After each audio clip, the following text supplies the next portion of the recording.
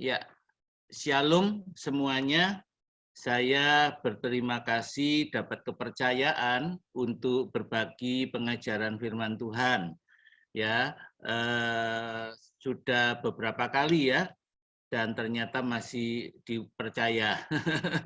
Nah, saudara, sebelum saya memulai sharing soal pengajaran firman Tuhan, saya ingin menyapa dulu beberapa nama yang saya kenal yang ada dalam WA Group ini. Ya, saya merasa dapat satu kehormatan kalau acara kita ini dihadiri oleh misionaris senior ya dari Amerika. Tadi saya membaca nama Pendeta Samuel Hatu, Bushel Vince. Ya, oh itu sangat senior. Misionaris I3 pertama yang dikirim ke luar negeri dan melayani di Brasil, ya. Lalu sekarang di California. Ada juga hamba Tuhan yang melayani dalam timnya Billy Graham, itu Bu Paula, ya. Bu Paula ada di tengah-tengah kita juga, ya. Dan beliau tinggal di Texas, ya. Jadi itu luar biasa. Saya baca ada lihat juga nama-nama yang senior, Pak Karel Nilam, dan ada yang lain-lain ya, nggak bisa saya sebut satu persatu, tapi saya merasa dapat kehormatan dengan kehadiran mereka. Oke, saudara, kalau kita berbicara tentang topik ini, topik yang berjudul Tuhan tidak punya cucu, ya. Nah, biasanya saya mulai dengan pertanyaan. Kalau dulu kan on-site ya, jadi saya bertanya terus siapa yang bisa menjawab angkat tangan gitu. Mungkin kalau sekarang angkat jempol aja atau kasih sign tanda ya. Nah, berapa banyak dari kita yang ada yang hadir di dalam acara ini yang Kristen sejak lahir? Boleh tahu? Boleh kasih jempol? Ya, atau kasih sign, tanda, tangan diangkat atau apa. Boleh tahu berapa banyak yang sejak lahir Kristen? Berapa banyak nih? Ya, Kristen sejak lahir. Kristen sejak lahir. Nah, saudara, biasanya pengkhotbah atau pengajar itu kasih kabar baik, ya. Nah, tapi saya juga kadang-kadang senang juga kasih kabar buruk, saudara. Ya, saya membawa kabar buruk buat saudara-saudara yang angkat tangan. Ya, maaf ya saudara ya. Ini kabar buruk buat saudara yang angkat tangan. Kalau saudara berkata diri saudara adalah Kristen sejak lahir, maka boleh saya pastikan bahwa saudara pastinya bukan anak Tuhan. Kenapa? Yang anak Tuhan itu kan orang tua kita atau kakek nenek kita, maka kita bisa bicara Kristen sejak lahir. Ya, berarti posisi kita bukan anak Tuhan dong. Posisi kita ini cucu atau cicitnya Tuhan. Betul nggak, saudara? Ya, makanya kita bisa bilang, oh kita ini Kristen sejak lahir. Masalahnya, Tuhan yang kita sembah ini punya cucu enggak ya? Tuhan yang kita sembah punya cicit enggak? Ya, tentu yang bisa menjawab yang baca Alkitab. Ya, yang baca Alkitab yang bisa jawab. Kalau jarang atau belum membaca Alkitab komplit, mungkin nggak bisa jawab, saudara. Ya, saudara, cobalah cari di dalam Alkitab dari Kejadian sampai Wahyu. Ya, Tuhan yang kita sembah hanya punya anak, tidak punya cucu. Setuju nggak, saudara? Ya, coba kalau ada yang menemukan ayat Tuhan punya cucu, tolong saudara kasih tahu saya supaya saya nggak ngajar lagi pelajaran ini, saudara. Ya, nah, saudara, dalam penelitian saya, Tuhan hanya punya anak, dia tidak punya cucu. Ya. Nah, jadi dengan kata lain sebetulnya tidak ada itu yang disebut lahir Kristen. Lahir beragama Kristen ada. Tapi kalau lahir tahu-tahu lahir jadi Kristen, nah itu tidak ada, Saudara. Ya, kenapa? Karena kehidupan kekristenan itu selalu diawali dengan perjumpaan pribadi dengan Tuhan. Setuju nggak? Ya, oke, kita akan lanjutkan pelajaran kita. Kalau kita melihat gereja mula-mula itu lahir karena dua hal, ya, perjumpaan pribadi dengan Yesus, ya, perjumpaan dengan pribadi Yesus, Yohanes 4 ayat 42, ya. Kemudian gereja lahir juga karena pengalaman baptisan Roh Kudus yang bisa kita baca kitab Kisah Para Rasul 2 ayat 4, ya, pasal 4 ayat 31, 8 ayat 17, 10 44 45, 19 ayat 6. Ya, jadi gereja lahir karena pengalaman baptisan Roh Kudus. Nah, Saudara, pada waktu gereja mula-mula lahir, bahkan Alkitab itu belum ada.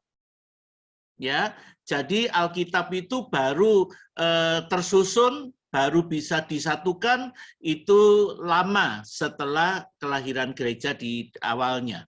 Ya, nah makanya jika kedua hal di atas ditinggalkan, maka gereja akan mengalami kematian rohani.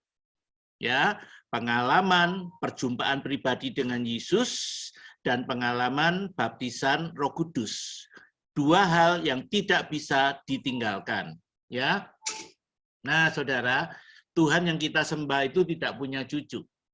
Banyak rohaniwan telah menulis sejarah lahirnya dan berkembangnya gereja-gereja.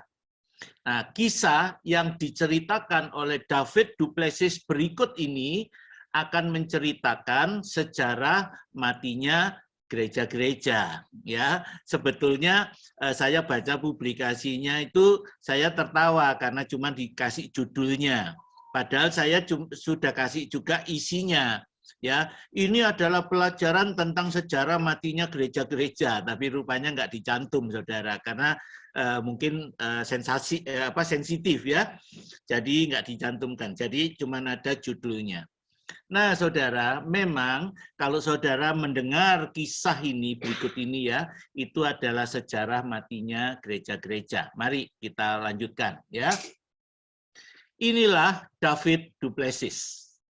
David du Plessis itu lahir 7 Februari 1905 sampai 31 Januari 1987.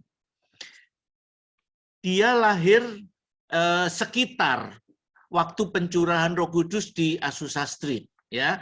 Tapi dalam pertumbuhan umurnya dia menjadi pengamat pergerakan Pantekosta sehingga disebut Mr. Pantekos sampai meninggalnya. Ini seorang tokoh yang hebat sekali, ya.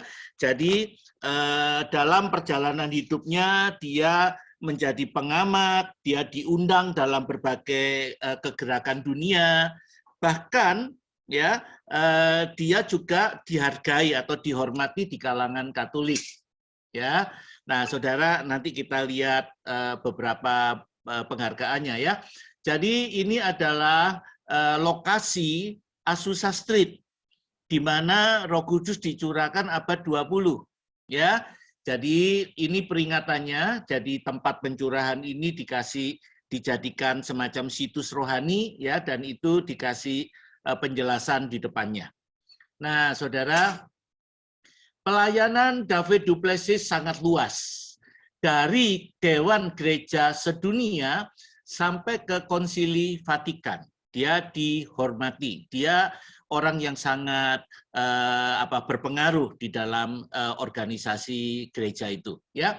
Nah, dalam perjalanan hidupnya David du Plessis pernah saling mendoakan dengan dua orang paus di Vatikan, ya. Nah, mereka berhadapan muka dengan muka, terus David berkata kepada paus, boleh nggak kita saling mendoakan? Kamu doakan aku doakan kamu. Ya, pausnya setuju. Lalu dia berkata kepada paus, oke, silakan kamu mendoakan saya dulu. Nah, pausnya doakan David du Plessis, saudara. Nah, setelah selesai gantian, David du Plessis mendoakan paus. Nah, dia nggak sungkan, dia bilang, boleh nggak aku tumpang tangan pada kamu? Dia tumpang tangannya atas paus dan dia mendoakan paus itu. Bukan hanya satu paus, saudara, 2 orang paus di Vatikan. Luar biasa. Ya, apakah ada hamba Tuhan lain yang bisa mendoakan paus berhadapan muka dengan muka tumpang tangan? David du Plessis itu orangnya. Nah, saudara, autobiografinya ditulis dalam buku The Spirit Bade Me Go. Ya, dan ini diterjemahkan bahasa Indonesia, buku kuno judulnya Roh yang Menyuruh Aku Pergi. Nah, saudara bisa lihat ini bukunya Roh Menyuruh Aku Pergi. Saya membaca buku ini kira-kira tahun 80-an, 40 tahun yang lalu. Bukunya kuno, kucel ya. Nah, kenapa saya bisa nemukan buku ini dan membaca? Waktu saya aktif di dalam gereja saya, ya gereja lama saya pelayanannya pegang perpustakaan. Ya, jadi saya bisa membaca tanpa harus pinjam karena saya pengurusnya perpustakaan, saudara ya. Nah, inilah buku Roh yang Menyuruh Aku Pergi. Ini adalah perjalanan hidup dari David du Plessis ya. Nah, saya masuk dalam kisahnya ya, bagian daripada buku itu ya. Dikatakan suatu kali ketika sedang tidur, David du Plessis, seorang hamba Tuhan yang mendapat sebutan Tuan Pantekosta. Kenapa? Karena dia dengan rajin dan tekun mengamati sejarah perkembangan gerakan Pantekosta dari semenjak peristiwa di Azusa Street sampai saat meninggalnya. Ya, nah saudara, David mendengar suara Tuhan berbicara. David, ketahuilah bahwa aku tidak mempunyai cucu. Ya, nah. Dengan terkejut David bangun dari tidurnya seperti Samuel, ya dia siap untuk mendengar lebih banyak suara Tuhan. Ya Tuhan, maksudmu apa? Silakan Tuhan menjelaskan. Tapi ternyata Tuhan tidak berkata apa-apa lagi. Ya, nah peristiwa itu terjadi beberapa malam. Ya, semenjak peristiwa itu terjadi, hati David du Plessis gelisah karena dirinya tidak mengerti apa maksud kalimat tersebut. Selama berhari-hari kalimat itu terus terngiang-ngiang di telinganya. Ya, nah beberapa waktu kemudian David du Plessis akan melakukan perjalanan pelayanan ke suatu kota. Ya, nah saat masuk ke dalam pesawat, ya, David du Plessis heran mengapa pesawat itu kosong melompong, tidak ada penumpang seorang pun. Ya, David du Plessis duduk di tempatnya, lalu dia berdoa, Tuhan, pergi pelayanan ke kota lain naik pesawat kalau sendirian tuh nggak enak Tuhan. Ya, jadi kalau boleh Tuhan, kirimlah seorang teman seperjalanan, teman ngobrol. Dia minta seorang teman, saudara. Ya, nah meskipun itu sudah tidak mungkin terjadi sebetulnya, tapi ketika pintu pesawat hampir ditutup karena pesawat akan berangkat, tiba-tiba ada seorang penumpang melompat masuk. Maka jadilah dia kawan ngobrol David du Plessis di sepanjang perjalanan. Ya. Ternyata teman itu adalah seorang imam muda Katolik yang juga sedang dalam perjalanan pelayanan. Jadi yang satu dari sisi kekristenan, yang satu dari sisi Katolik, saudara. Mereka berdua aja di dalam pesawat.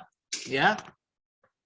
Saat David mulai berbicara, tiba-tiba dari bibir David du Plessis keluarlah kalimat, "Hai sobat, tahukah kau bahwa Tuhan yang kita sembah tidak mempunyai cucu?"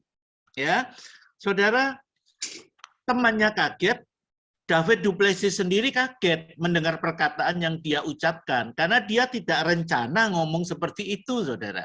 Ya, Nah, kalau Davidnya kaget, apalagi sang lawan bicara. Sehingga dengan keheranan, kawannya bertanya, apa maksudmu? Ya, David sendiri tidak bermaksud ngomong itu. Ya, nah dia tutup mulutnya dengan tangan. Terus ketika dia berpikir gimana caranya jawab, tiba-tiba bagaikan aliran sungai yang meluap, keluarlah sebuah cerita dari mulut David du Plessis yang belum pernah terdengar bahkan oleh dirinya sendiri. Ya, jadi waktu mulutnya cerita kisah berikut ini nanti ya, pendengarnya dua.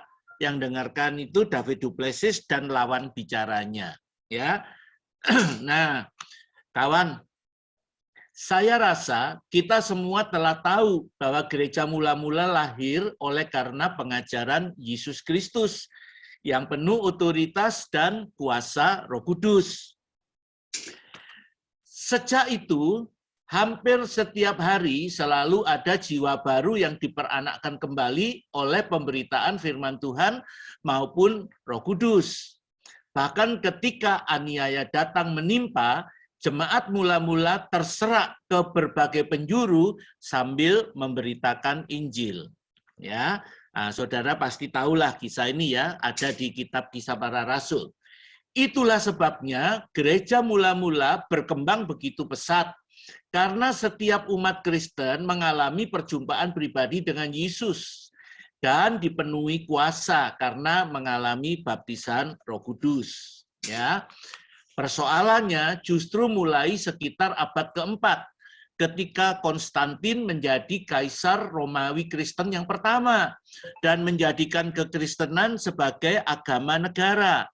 Nah, itu sejarah, saudara ya. Konstantin abad yang keempat ya menjadi kaisar yang mengangkat kekristenan jadi agama negara. Ya, maka keluarlah aturan baru yang mengatakan setiap orang yang mau bekerja di pemerintahan atau menjadi prajurit wajib menjadi pemeluk agama Kristen. Nah, karena kaisarnya jadi Kristen, saudara ya.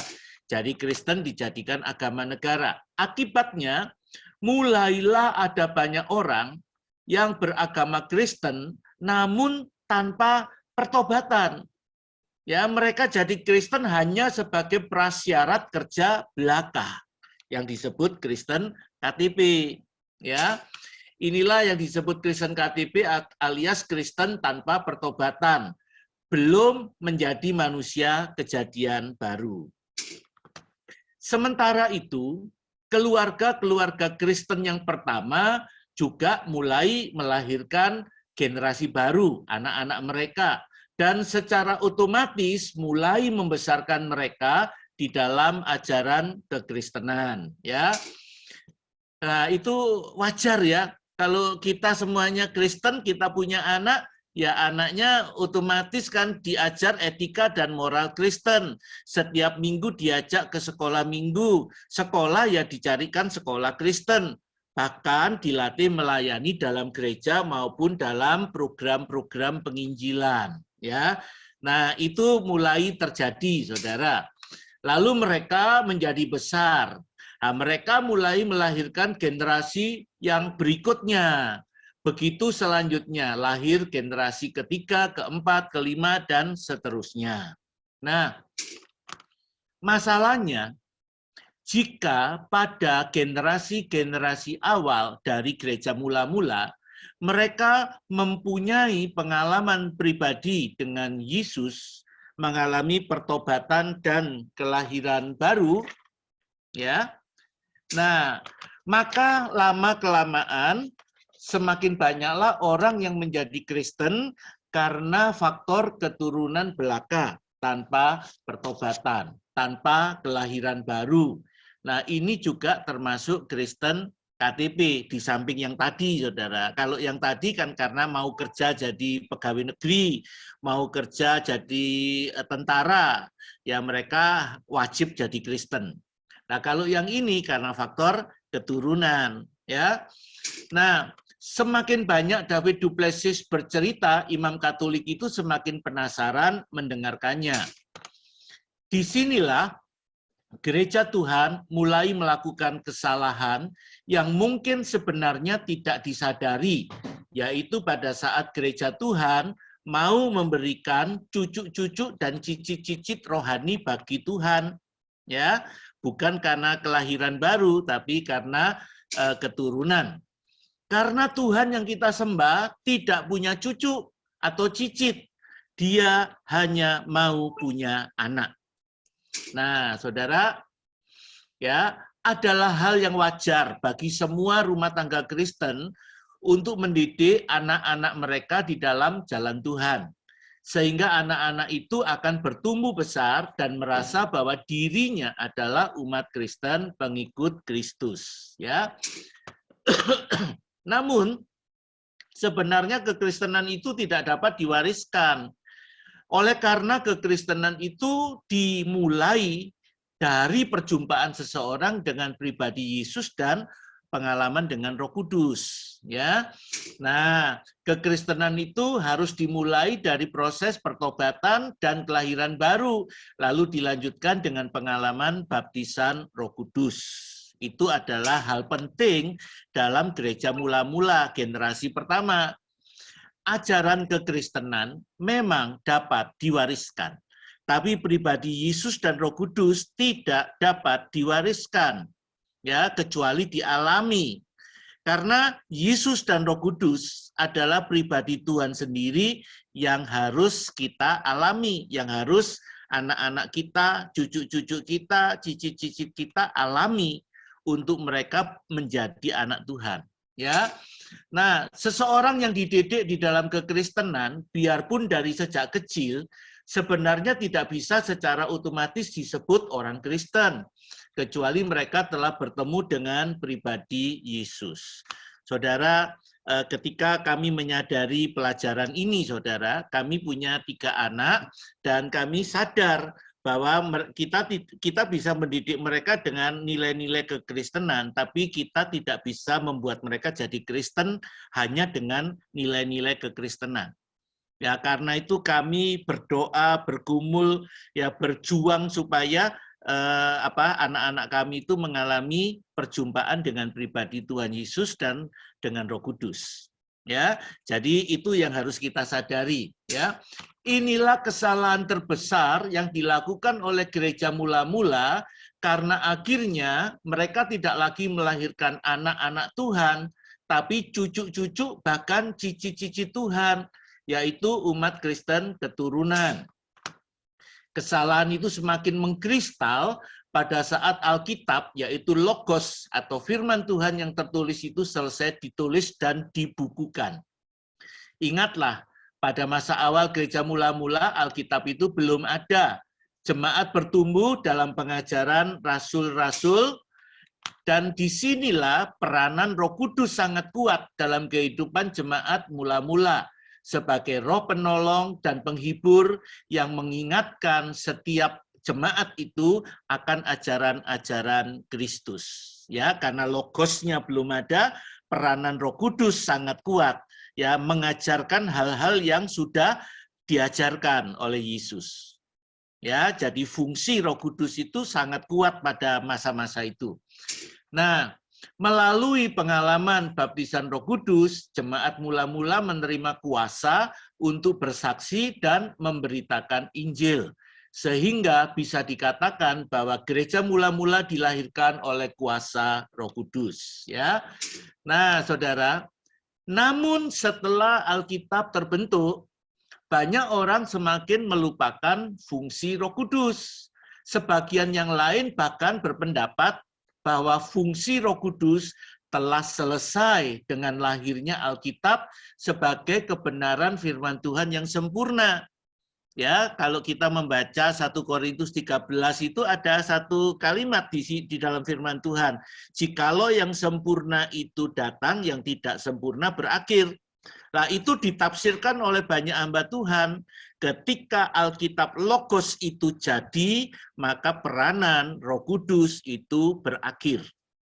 Ya, itu penafsiran yang asal, ya. Jadi tidak berdasar, saudara, ya. Nah, jika Alkitab dapat diwariskan pada generasi-generasi berikutnya, maka Roh Kudus tidak dapat diwariskan. Sehingga pada akhirnya gereja Tuhan semakin kehilangan otoritas, pengurapan, dan kuasa Roh Kudus.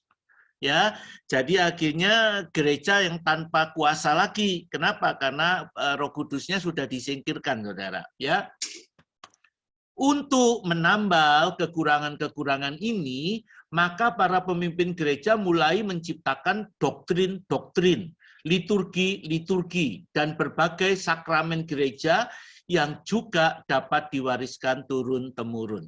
Jadi kehilangan kuasa Roh Kudus, pribadi Roh Kudus, ya membuat gereja itu jadi tidak sempurna, menjadi tidak bisa menunjukkan kuasa dan otoritas. Sehingga para pemimpin gereja menambal itu dengan lahirnya doktrin, liturgi, sakramen. Seakan-akan bahwa firman Tuhan atau pengajaran Yesus tidak sempurna, sehingga perlu dilengkapi dengan buatan manusia.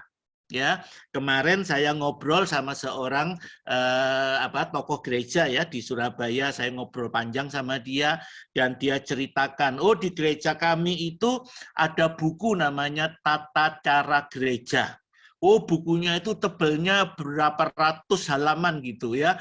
Dan kalau mau ada satu masalah mesti lihat dulu. Oh ada di halaman 400 sekian. Nah kita harus cari solusinya di situ. Ada masalah lagi, oh halaman 700 sekian gitu. Saudara, seakan-akan yang dari Tuhan tidak cukup atau tidak sempurna, kurang lengkap. Sehingga perlu ditambal dengan buatan manusia. Ya, nah, itu doktrin, liturgi, sakramen bisa diwariskan turun-temurun. Bahkan dari waktu ke waktu, doktrin-doktrin itu makin lama makin banyak, semakin tebal, bahkan pada gereja-gereja tertentu, ketebalannya melebihi ketebalan Alkitab itu sendiri. Jadi yang dari Tuhan kalah tebal, saudara. Ya. Nah, ini yang terjadi dari waktu ke waktu. Imam muda itu memandang David du Plessis dengan mata terbelalak, sementara cerita dari mulut David masih terus berlanjut. Ya, oleh karena gereja Tuhan semakin lama semakin jauh meninggalkan Yesus dan Roh Kudus, akhirnya gereja Tuhan mengalami kematian rohani karena dalamnya dipenuhi oleh cucu-cucu dan cici-cici Tuhan, bukan oleh anak-anak Tuhan lagi. Ya, nah.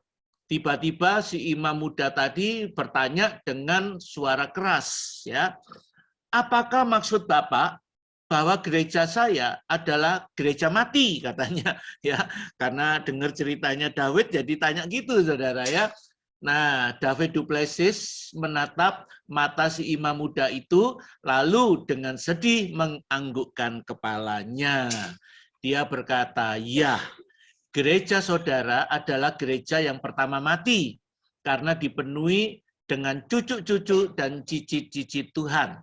Tetapi juga bukanlah yang terakhir. Nah, menarik saudara.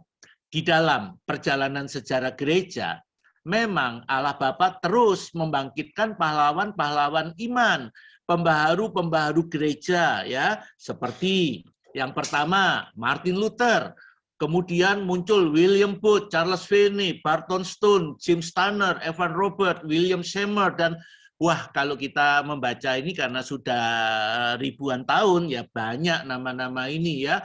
Ada George Whitefield, ada David Brainerd, ya.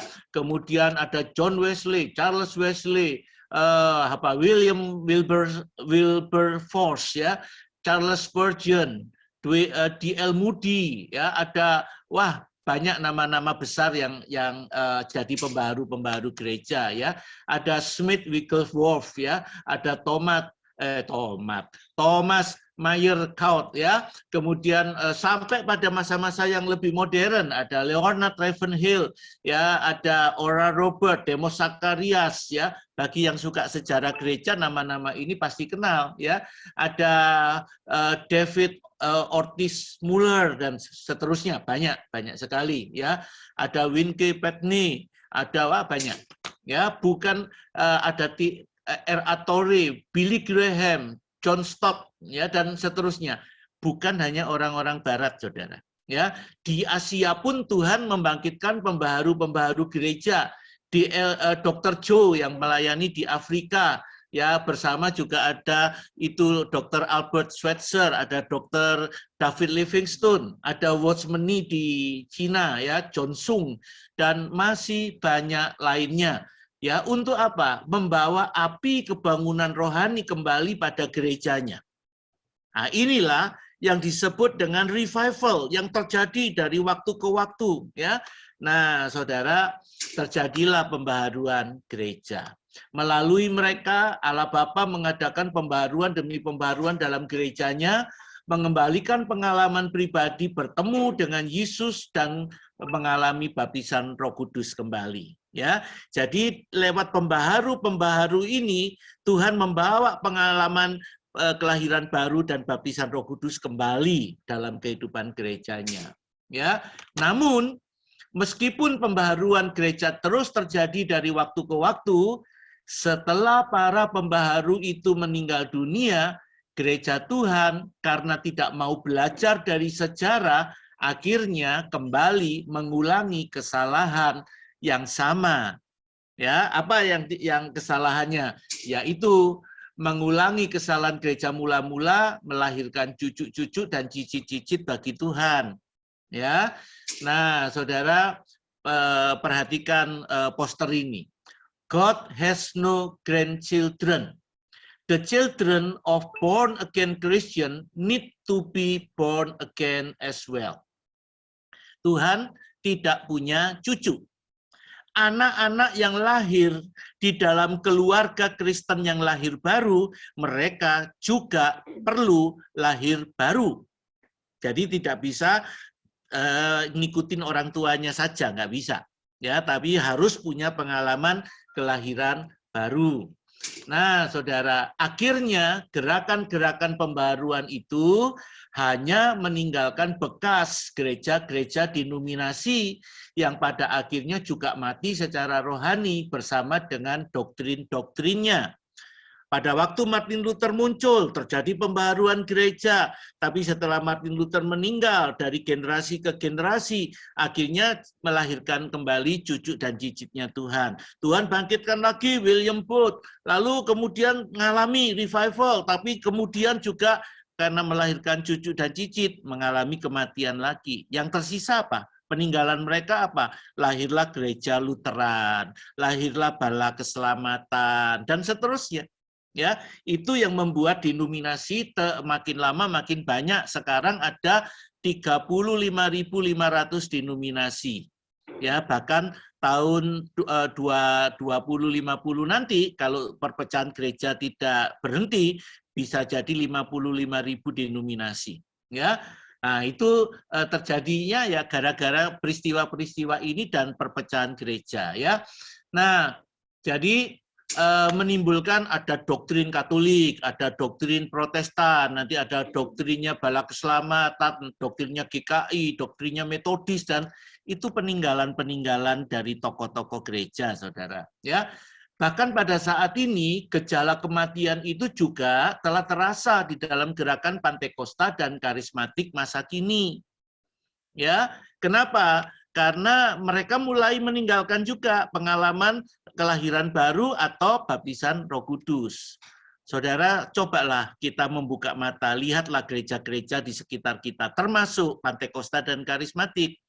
Berapa banyak yang masih ada tim-tim doa baptisan Roh Kudus? Berapa banyak yang mengajar atau melayani doa baptisan Roh Kudus? Makin lama makin sedikit, Saudara. Ya, bahkan gereja-gereja Pantekosta karismatik banyak yang sudah nggak ada penyembahannya juga, ya.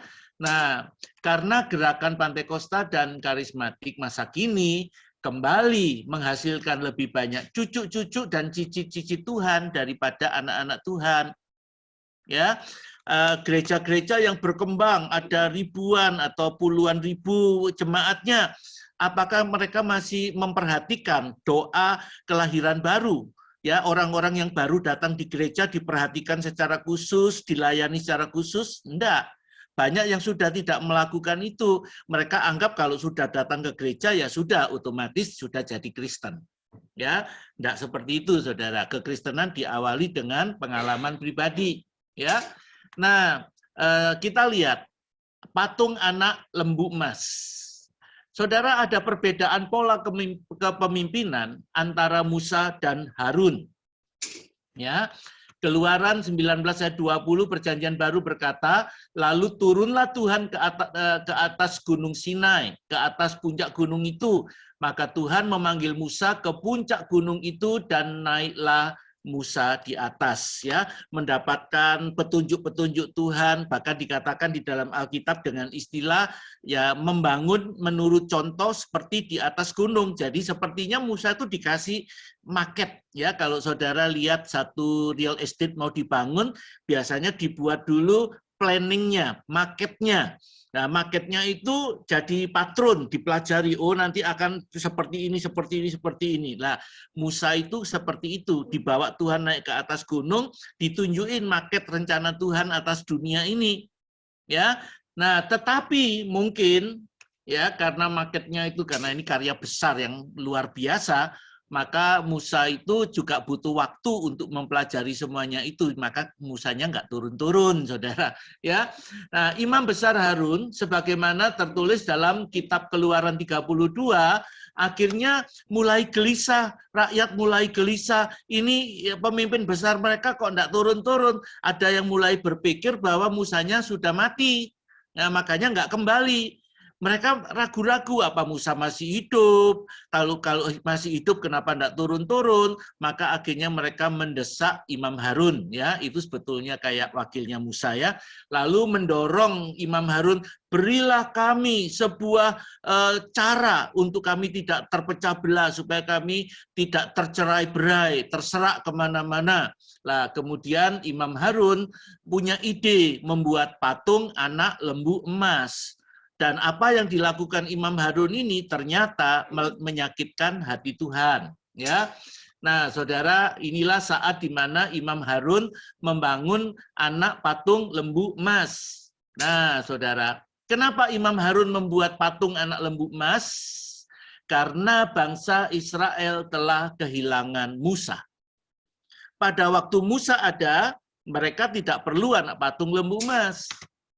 Musa, sang pemimpin besar, memberikan gambaran tentang pewahyuan, visi, misi, dan pengurapan ilahi, ya, yang Tuhan beri. Nah, inilah yang membuat Musa bisa memimpin bangsa Israel dengan penuh wibawa, otoritas, dan kuasa. Ya, ini Musa. Sehingga dia tidak perlu alat bantu yang lain. Nah, hal-hal semacam inilah yang semakin hilang dalam kehidupan gereja Tuhan masa kini. Betul nggak, saudara? Ya. Nah, guna menutupi kehilangan itu, para pemimpin gereja saat ini seperti Imam Harun, ya, menciptakan patung anak lembu emas versi modern. Ya. Nah, ini yang terjadi, saudara. Kita lihat gambarnya seperti ini. Ya, sekarang kita artikan, ya, kita pelajari artinya apa.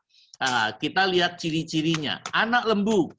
Anak lembu adalah gambaran tenaga kerja di ladang, ya, orang-orang yang melayani Tuhan.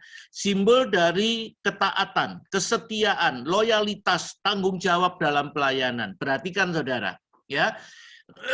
Bukankah ini yang sekarang ditekankan pada gereja-gereja lokal di sekitar kita?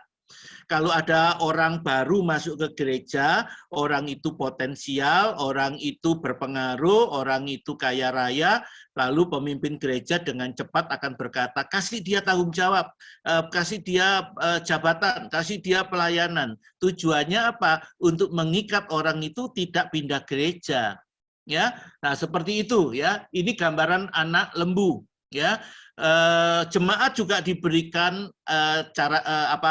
anak lembu yang seperti itu. Saudara, satu contoh, ya, saya memperhatikan bahwa banyak gereja-gereja lokal mengajar jemaatnya kalau pindah gereja lain itu sudah sesat. Saudara, setia itu pada siapa? Setia itu kan pada Tuhan Yesus, ya, bukan kepada gereja. Tapi gereja sekarang itu mengajar begitu. Jadi kalau pindah denominasi atau pindah gereja itu sesat gitu. Jadi ketaatannya bukan lagi pada Yesus tapi pada gereja denominasi. Ya. Nah, Saudara, itu gambaran anak lembu. Kita lanjutkan. Emas. Emas adalah logam mulia. Dan emas dalam Alkitab memberikan gambaran tentang keilahian, ya, watak dan sifat Tuhan. Ya, kelihatannya emas, kelihatannya dari Tuhan. Nah, itu emas, Saudara, ya. Ciri yang berikutnya, Imam Harun yang membuat Imam Harun. Imam Harun memberikan gambaran tentang para pemimpin rohani. Nah, jadi kita lihat cirinya, 3 ciri. Yang pertama itu apa? Sesuatu yang berbau pelayanan, ketaatan, kesetiaan, ketaatan, ya, yang berbicara tentang loyalitas, yang kelihatannya ilahi dari Tuhan, ya, dan yang membuat adalah para pemimpin rohani, ya, seperti Imam Harun. Tapi, ya, itu ternyata patung, ya, itu ciptaan manusia.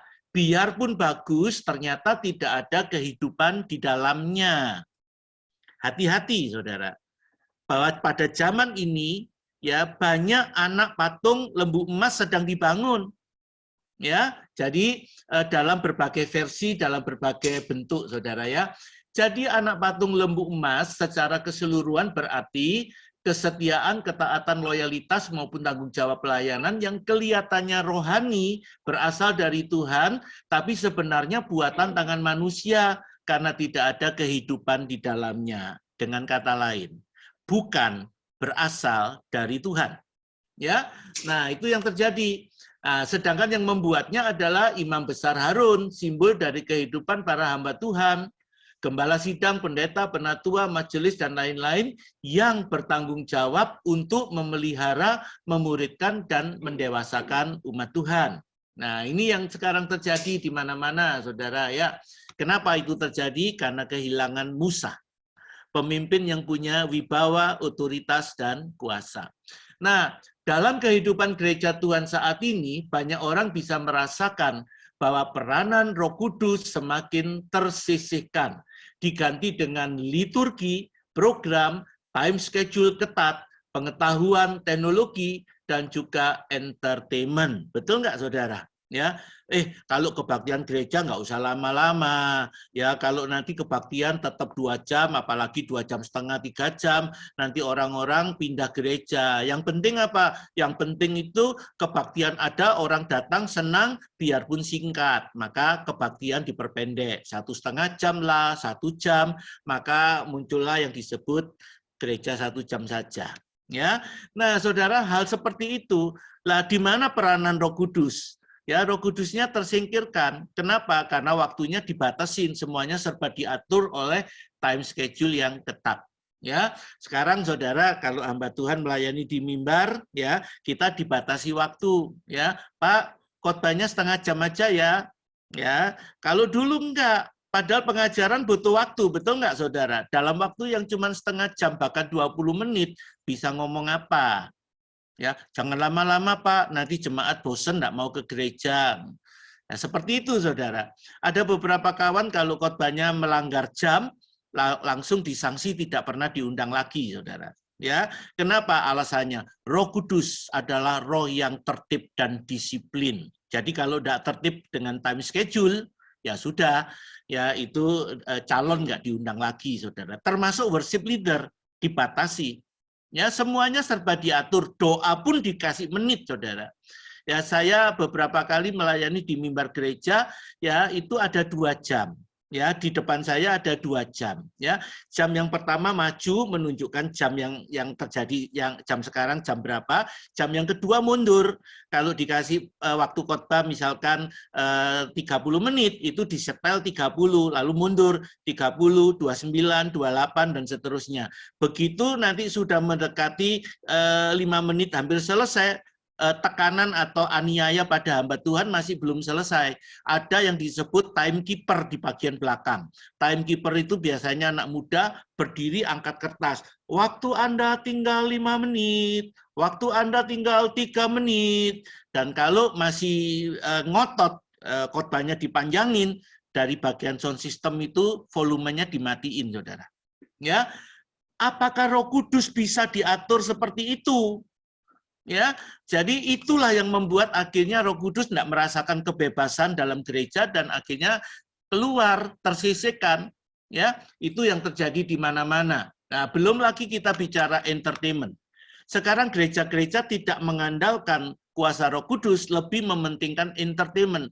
Ya, ada seorang lulusan sekolah Alkitab di Medan itu berdoa begini, ya Tuhan, kalau aku nanti Tuhan berkati jadi gembala, berikan kepada aku Tuhan sebuah gereja, aku tidak perlu yang terlalu besar, cukup yang media saja, yang kelas menengah aja Tuhan, tapi tolong Tuhan berikan tim musik yang lengkap, berikan sound system yang baik, alat musik lengkap, full AC, ada lighting, ya semuanya serba entertainment yang lengkap.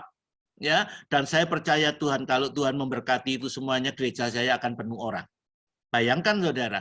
Jadi caranya narik jiwa bukan lagi dengan pergi bersaksi atau menyatakan kuasa dan otoritas Roh Kudus, tapi dengan menarik orang ke dalam. Dan itu sekarang yang dikembangkan oleh banyak gereja-gereja di kota.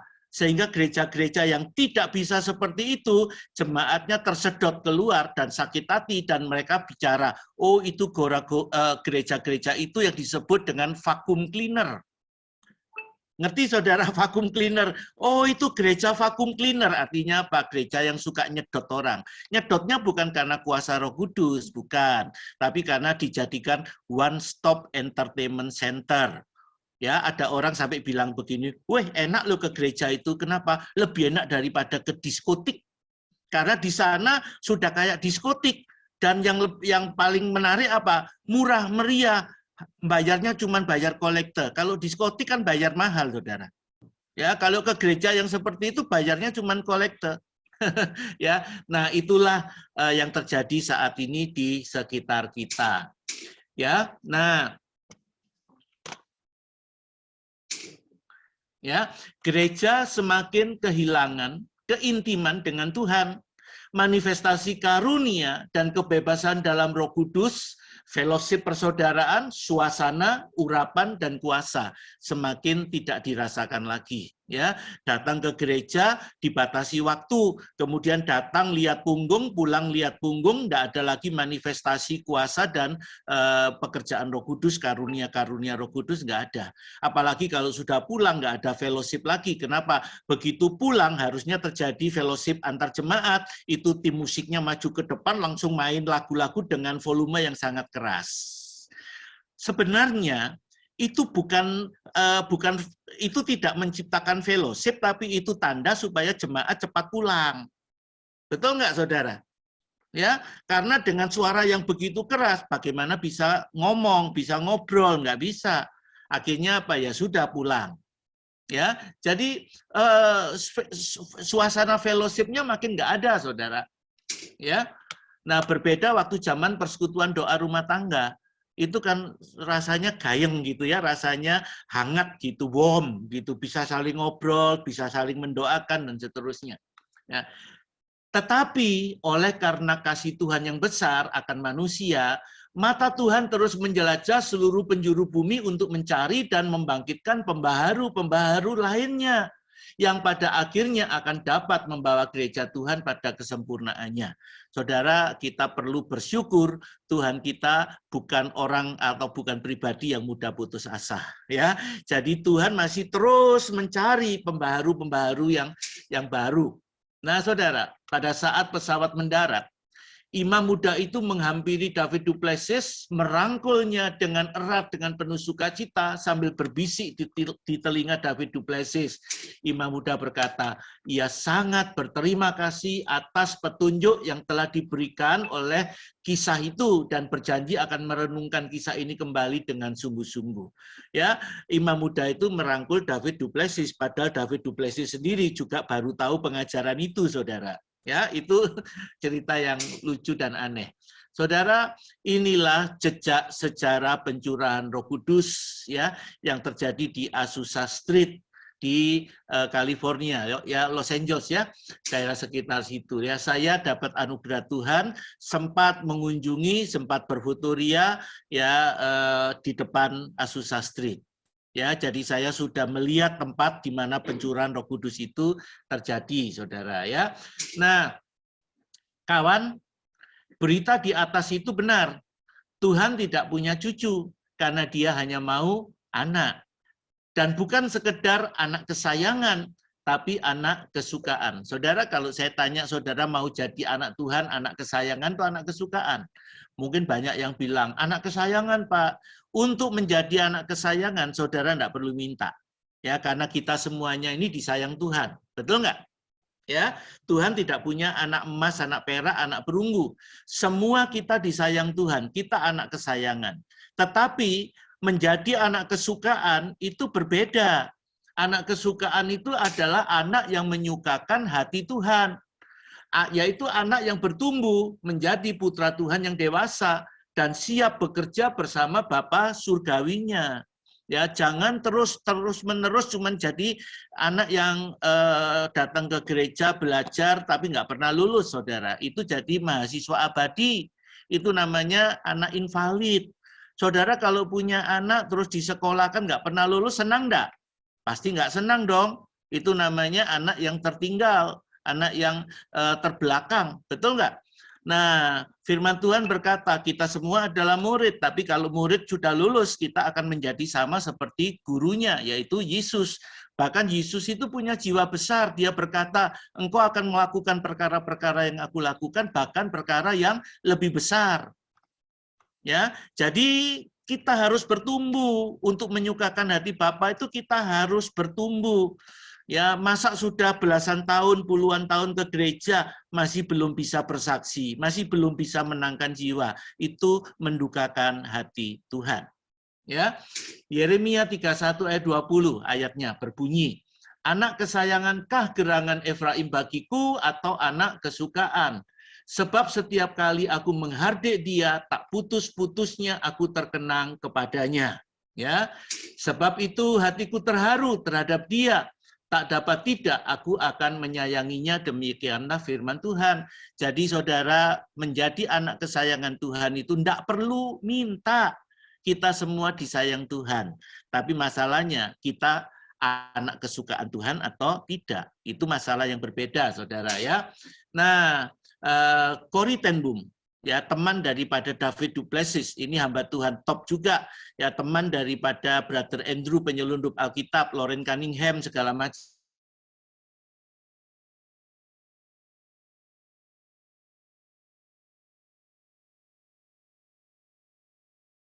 Ya, jadi Tuhan tidak punya cucu, ya diulangi lagi oleh Loren Cunningham, Corrie ten Boom. Saudara perhatikan, ya ini fakta yang harus kita sadari. Kekristenan adalah agama yang sangat rawan dengan perubahan data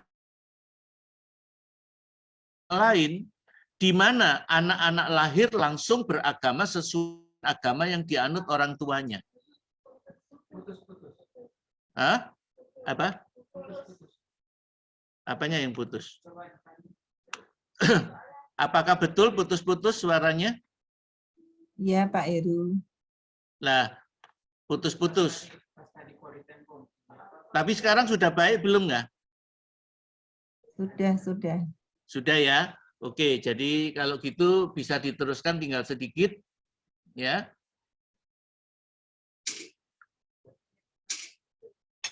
Ya, saya ulangi dari sini ya. Kekristenan adalah agama yang sangat rawan dengan perubahan data. Berbeda dengan agama lain di mana anak-anak lahir langsung beragama sesuai dengan agama yang dianut orang tuanya. Tahu ya kita ya, di Indonesia ada 5 agama, agama-agama yang selain kekristenan itu kalau punya anak kan langsung agamanya sesuai dengan orang tuanya. Ya, bahkan kalau dia padahal dia belum memilih loh agamanya, tapi kalau dia menjadi besar terus kemudian ternyata memilih agama yang berbeda disebut murtad. Ya, jadi dia langsung beragama sesuai dengan orang tuanya. Tapi Kristen tidak begitu, ya. Kristen tidak begitu. Anak-anak orang Kristen tidak bisa otomatis disebut umat Kristen karena kekristenan dimulai dari pengalaman perjumpaan pribadi dengan Tuhan Yesus, ya. Nah, jadi kalau kita punya anak bisa beragama Kristen tapi belum tentu dia sudah Kristen. karena dia harus punya pengalaman berjumpa dengan Tuhan Yesus, dan setelah itu dilanjutkan berjumpa dengan Roh Kudus. Ya, nah inilah pengalaman yang disebut kelahiran baru.